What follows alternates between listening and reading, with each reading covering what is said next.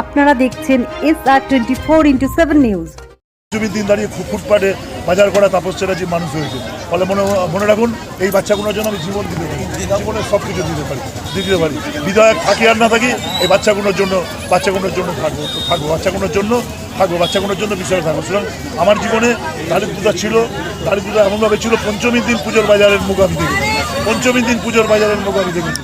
সব বাচ্চা বন্ধুরা বাজার করছে, তাপস চ্যাটার্জি তার ডাকনাম জিম্বু, তার বাচ্চা তার বাজারটা পঞ্চমীর দিন যে বাজারটা হচ্ছে সেটা নিয়ে পেশা করছে। বা চিরকালই খুব আত্মসম্মানী ছিলাম, বন্ধুরা বলেছে তোর বাজার হয়েছে, আমরা হ্যাঁ আমার বাজার হয়েছে। মিথ্যা কথা বলতাম বন্ধুদের, পরিবারের সম্মান রক্ষা করার জন্য। কারণ দিদিমা লোকের বাড়ি কাজ করে, কোত্থেকে জামা প্যান্ট পরে। ফলে এই বাচ্চাগুলো বোঝার জন্য নেতা হওয়ার দরকার নেই, টিকিট পাওয়ার দরকার নেই। এদের সঙ্গে জীবনের দারিদ্রতাই মানে এদের কাছে আপন করে না। এদের পাশে আছি, এদের পাশে ছিলাম, এদের পাশে থাকবো।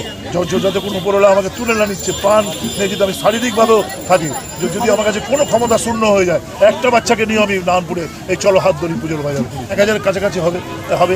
কিছু বাচ্চা বৃষ্টির জন্য তারা কী করে, কিছু বাচ্চা মা লোকের বাড়ি কাজ করে, তো কুপন দেওয়া থাকে সারাদিন ধরে দোকানে খবর নেবেন, মা আমি বলছি বলে না, দোকানে একটা স্যাম্পেল সার্ভে করে দেবে, দোকানদারাই তো বিল করে, দোকানদাররাই দেখে নেবে। তবে আমার ধারণা 1000-এর মতো কাছাকাছি যাবে।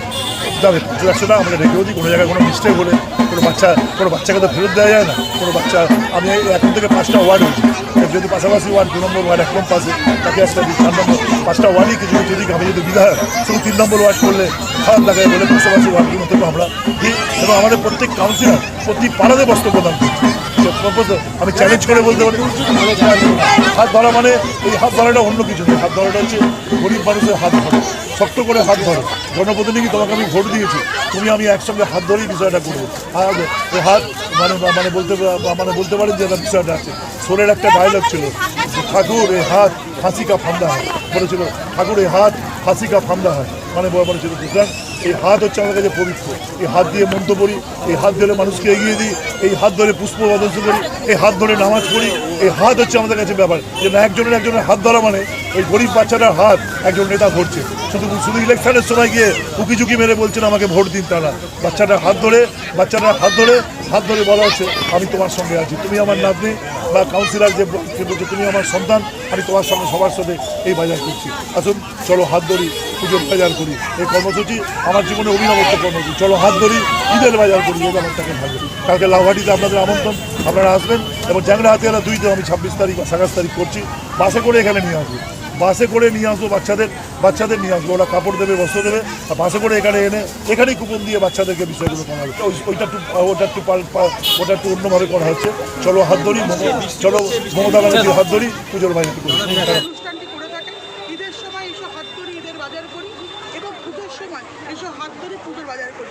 তিনি যেরকম নিজের নাতনিকে হাত ধরে পুজোর বাজার করতে নিয়ে যান, উনি মনে করেন যে নারায়ণপুরের নিজের পরিবারের বাদ দিয়ে নারায়ণপুরের মানুষ তার পরিবার, এই ছোটো ছোটো বাচ্চাদের মুখে হাসি ফোটানোর জন্য তিনি দোকানে নিয়ে আসেন। এবং বাচ্চারা কোনো মঞ্চে উঠে না, নিজেরা পছন্দ করে যেটা বলে যে এটা আমার পছন্দ, ঠিক সেই জামাটা তাকে কিনে দেওয়া হয়। কিন্তু নারায়ণপুরের বুকে নয়, নারায়ণপুরের 5টা ওয়ার্ডকে নিয়ে নয়, উনি চাঁদপুরও এই আগামীকাল এই অনুষ্ঠানটি করছেন, জ্যাংরা হাতিয়াতেও করছেন। এবং পুরো বিধানসভা জুড়ে আমাদের প্রত্যেকটা ওয়ার্ড, প্রত্যেকটা পঞ্চায়েত এলাকায় মানুষকে বস্ত্র প্রদান করা হচ্ছে। এটা দান বা দয়া নয়, এটা বিধায়কের তরফ থেকে মুখ্যমন্ত্রী মমতা বন্দ্যোপাধ্যায়ের অনুপ্রেরণা, এটা একটা উপহার।